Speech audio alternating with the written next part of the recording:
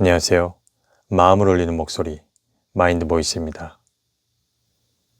섬세한 감정을 품은 사람들을 위한 응원 에세이, 성윤아 작가님의 예민해서 더 빛나는 너에게 시작합니다. 모태 예민 보스, 작가고인 유리멘탈로 오랫동안 살아온 성윤아 작가님. 이제는 여리지만 내면이 참 단단한 사람으로 불리고 있죠. 산전수전 공중전을 지내며 어느새 강해진 스스로를 대견하게 여기고 있습니다. 소심하고 예민해도 잘 살 수 있다는 것을 직접 보여주겠노라며 참 열심히 꿋꿋하게 살아왔네요. 마음이 약해질 때마다 나의 경험을 의미 있는 경험으로 승화시켜서 나와 같은 고민을 가진 분들에게 전하겠다고 다짐하고 또 다짐했습니다. 소심하고 예민한 자신을 미워할 누군가에게 이 책이 작은 힘이 되기를, 유리멘탈에서 벗어나 멘탈갑이 되시기를 진심으로 응원합니다. 라고 적어주셨습니다. 프롤로그입니다.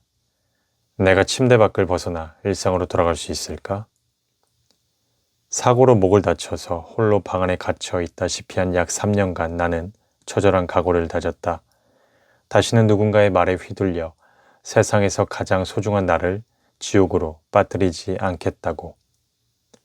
오후 2, 3시 정도가 되면 잠시 몸을 일으켜 세워 식탁에 앉았다. 머리가 어지럽고 속이 울렁거렸다. 누군가 어깨를 찍어 누르는 것 같아 똑바로 앉기 어려웠지만 그렇다고 굶어 죽을 수는 없지 않은가. 포크를 쥐고 있는 손과 팔에 힘이 잘 들어가지 않았지만 다른 손으로 포크를 쥔 쪽 팔을 열심히 주물러가며 작은 접시에 담긴 모닝빵과 스크램블을 한참 동안 먹었다. 두유와 다른 종류의 빵을 좀 더 덜어서 먹고는 다시 침대로 향해 쓰러지듯 누웠다. 100일을 훌쩍 넘겼는데도 푹 쉬다 보면 좋아지겠지 했던 내 몸 상태는 좋아지지 않았다. 통증은 매일 다른 방식으로 찾아왔다. 한 군데만 아픈 게 아니라 여러 군데가 동시다발적으로 아팠다. 머리부터 발끝까지 안 아픈 곳이 별로 없었다. 머리가 쪼개질 것 같았고 누군가가 나를 불판 위에 올려놓은 듯 목, 어깨, 팔 등이 찢어지는 듯 화끈거리고 뜨겁기도 했다. 정말 많이 아픈 날에는 꿈에서조차 격렬한 통증이 느껴졌다. 그래서 잠을 잘 자기도 어려웠고 푹 쉬어지지도 않았을 뿐더러 마음은 점점 어두워졌다. 시간과 요일 개념이 점점 흐려져 갔다. 안마 커튼까지 쳐놓은 날에는 낮인지 밤인지 새벽인지 구분이 잘 되지 않았다. 다시 예전처럼 밝게 웃는 내일이 오는 일에 희망을 품을 수 있을까? 애써서 희망을 품어보려 해도 글쎄 잘 모르겠다는 생각이 들 뿐 이 지긋지긋한 일상의 반복이 언제쯤 끝이 날지 가늠조차 할 수 없었다. 까마득한 절망 속에서 누군가를 미워하고 원망도 했지만 나는 그 시간 덕분에 자신을 사랑하게 되었다. 지독하게 어두운 블랙홀 속에서 끝없이 나 자신과 대화하며 수없이 상처받았던 내 마음을 이해하고 돌아볼 수 있었다.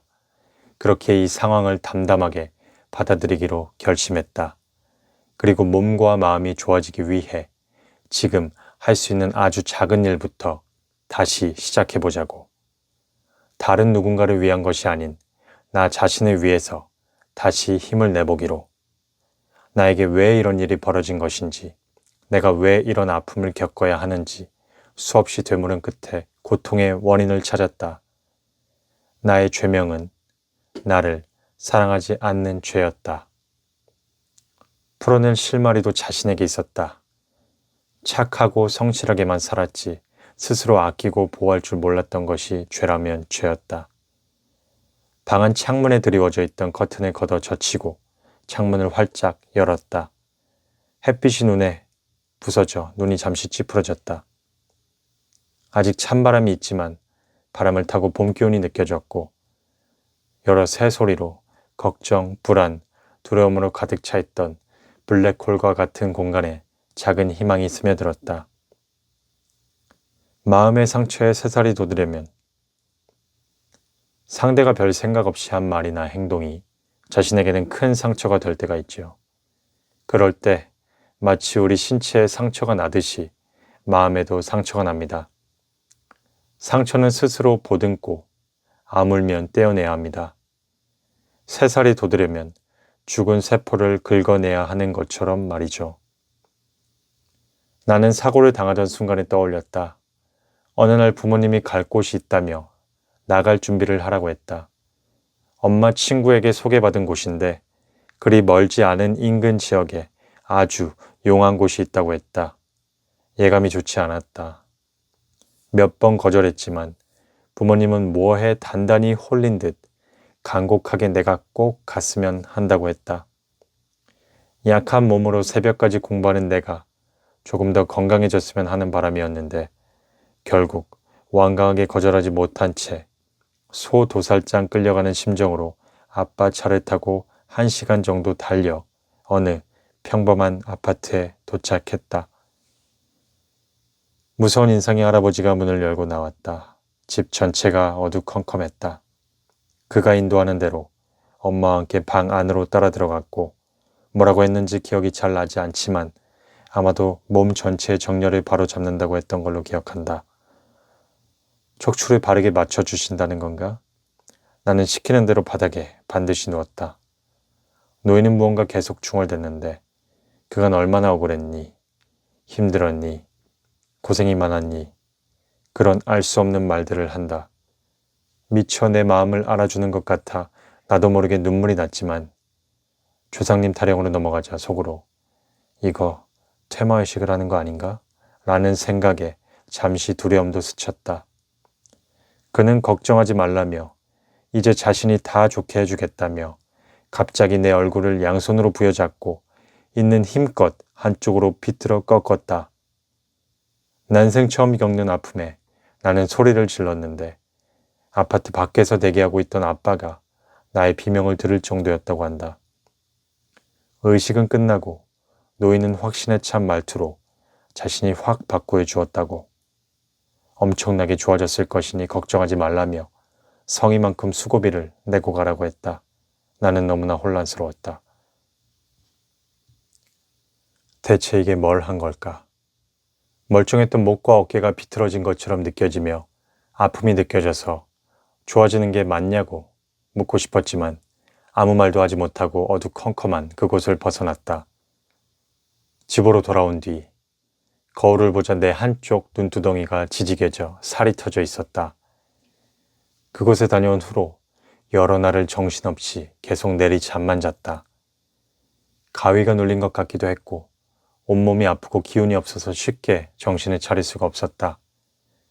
몇 년 동안 오른쪽 얼굴, 팔, 다리, 마비 증상이 오고 온몸에 급심한 통증이 생기게 된 건 그때부터였다. 한동안 집 근처 마트도 가기 힘들었고 집 앞에 잠시 나갈 때면 중풍 환자처럼 걷기가 어려웠다. 하루 대부분을 침대에서 보내다 보니 애써 밝은 척하며 지냈던 순간들 아래 가려져 있던 어두운 기억들이 자꾸만 나를 집어삼켰다. 한꺼번에 몸도 마음도 무너져 내리니 어디서부터 손대야 할지 감이 오지 않았다. 몸도 마음도 너무 고통스러워서 나는 잘 움직여지지 않는 몸으로 매일 침대 위를 뒹굴고 울부짖었다. 온몸이 불에 타는 것 같아서 잠을 잘 자지 못했다. 그 순간에도 나는 혼자였다. 나는 내가 쓸모없는 짐승이나 괴물이 된 것 같았다. 가슴이 터질 것 같고 답답해서 매일 쥐어뜯었다. 숨이 잘 쉬어지지 않아서 검은 봉지를 대고 숨을 몰아쉬기도 했다. 그렇게 빛나는 하루하루가 내게서 사라지고 있었다. 에필로그입니다. 누구에게나 소심하고 예민한 구석은 있다. 이제는 힘을 잘 빼시네요. 아, 그런가요? 다행이네요. 사실 너무 피곤하고 졸려서 저절로 온몸이 늘어지는 건데 본의 아니게 칭찬을 받으니 멋쩍어졌다. 재작년부터 실력이 좋은 보건안마센터를 우연히 알게 되어 적어도 한 달에 한 번 안마를 받으러 간다. 주기적으로 뭉친 곳을 풀어주지 않으면 일상생활을 할 때 여기저기 결리고 쑤셔서 견디기가 너무 힘들어 바쁠 때도 여력을 내어서 다니고 있다. 나는 회사 업무로 지쳐서 반쯤 잠든 상태로 안마사와 이런저런 얘기를 주고받곤 했다. 가볍게 근황을 묻기도 했고 때로는 각자의 취미에 대해 나누기도 했는데 그러다가 한 번씩 제법 무겁고 진지한 이야기들이 오가기도 했다. 확실히 좋아지셨어요. 처음에는 힘 빼라고 해도 잘 못 빼셨잖아요. 그것도 나름 예전보다 많이 좋아진 거였는데요. 명상을 통해 몸과 마음을 이완하는 법을 익히고 꾸준히 하게 되면서 예전보다는 좋아졌지만 워낙 오랜 세월 긴장을 과하게 하던 게 습관처럼 굳어져 버린지라 처음 센터를 방문했을 때 힘 빼는 게 쉽지 않았다. 그는 여러 번 칭찬을 반복하며 힘을 못 빼는 분들이 은근히 꽤 많다고 했다. 나는 동의하며 고개를 끄덕였다. 분명히 졸음 때문만은 아니다. 확실히 나는 과거에 비해 편안함을 쉽게 찾아갔다. 쓸데없는 경계는 풀고 조금 더 능청스러워졌으며 전처럼 남을 크게 의식하지 않는다. 눈을 감은 채로 잔뜩 굳어있던 나를 떠올려 본다. 사자처럼 보이고 싶어서 안간힘을 쓰던 작은 토끼 한 마리가 보인다. 내 눈과 귀, 그리고 머릿속은 아침에 눈을 떠서 잠드는 순간까지 경기하느라 바쁘게 돌아갔는데 평범하고 잔잔한 풍경을 깨고 갑자기 무슨 일이 생길 것만 같아서였다. 온몸 세포 하나하나가 마치 전방 10m 안에 맹수가 도사리고 있는 것처럼 긴장으로 가득했었지. 그러다 보니 쉽게 방전되고 속으로 늘 집에 가고 싶다는 생각을 달고 살았다. 외향적인 기질을 가지고 있고 사람들 앞에 나서서 말하거나 행동을 주도하는 걸 좋아하는 나였지만 은근히 낯가림도 심하고 온갖 레이더망을 곤두세운 채 남이 하는 말과 행동을 일일이 주시하고 있다는 걸 남들은 잘 모르는 듯했다.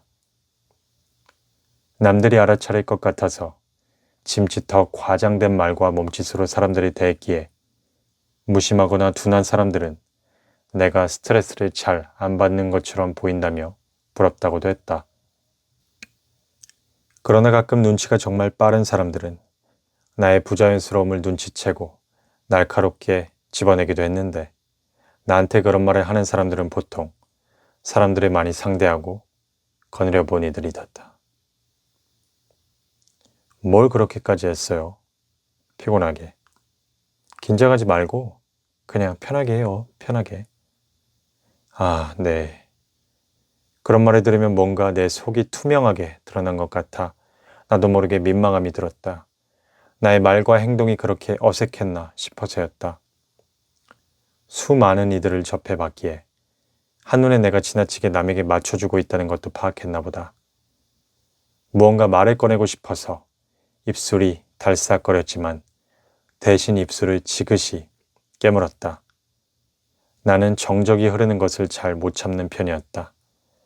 잠시라도 오디오가 비면 뭔가 어색하고 신경 쓰이고 긴장되고 불편했다. 왜 아무 말도 없는 거지? 저 사람은 지금 속으로 무슨 생각을 하고 있을까? 기분이 좋지 않은 걸까? 어딘가 기분이 언짢은가? 나를 빤히 쳐다보는 시선이 부담스럽다. 뭔가 말을 꺼내기 어려운 건가? 나는 결국 정적과 침묵을 참지 못해 잠시 후 또다시 먼저 얘기를 꺼내곤 했다. 숨이 턱 막힐 것 같은 분위기에서 벗어나고 지금 이 자리를, 이 만남이 서로에게 불편하게 기억되게 하고 싶지 않다는 욕심이었다. 그렇게 나는 타인을 끊임없이 의식했고 이러한 것들을 들키지 않기 위해 안간힘을 썼다. 편안해 보여야지. 긴장된 모습을 보이지 말자. 편하게 생각해. 편하게. 끊임없이 속으로 되뇌이면서 나의 세상은 불완전했고 언제 깨질지 모르는 살얼음판 위를 걸어가듯 지나치게 신중했고 모든 것이 조심스러웠다. 그럴 때 누군가 자상하게 나의 손을 붙잡고 얼음판 위를 걸어가 줬다면 어땠을까? 무사히 건널 수 있다고. 만약 얼음에 쩍 하고 금이 가서 물에 빠지게 된다면 자신이 건져주겠다고. 그러니 한 발 한 발 떼는 일에 너무 극도로 스트레스를 받지 말라고. 다정한 목소리로 토닥여주면서 말이다. 살아오면서 느낀 것은 정도의 차이가 있을 뿐 누구에게나 소심하고 예민한 구석은 있다. 나만 그런 줄 알았는데 아니었다. 누구에게나 그럴 때가 있다. 그러니 자신에게 그런 모습이 보이더라도 위축될 필요는 없다.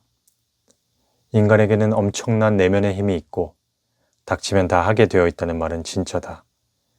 나는 때때로 미혼임에도 종종 대한민국의 엄마들이 살아내기 위해 누군가를 지키기 위해 얼마나 강해질 수 있는지를 또한 대단한지를 떠올리면서 그 억척스러움과 강인함을 나에게서도 찾아본다. 불과 몇 년 전까지만 해도 스스로가 한없이 작은 존재처럼 느껴졌었는데 사람들에 휘둘리고 너덜너덜 치어도 보고 죽을 고비도 넘겨보면서 이제는 씩씩하고 강한 면도 제법 생겼다며 감탄할 때도 있다. 앞으로도 나는 나를 지키기 위해 또 소중한 누군가를 돕거나 보호하기 위해 꾸준히 나아갈 것이다. 사실 굳어있던 건 몸이 아니라 내 마음이 아니었을까.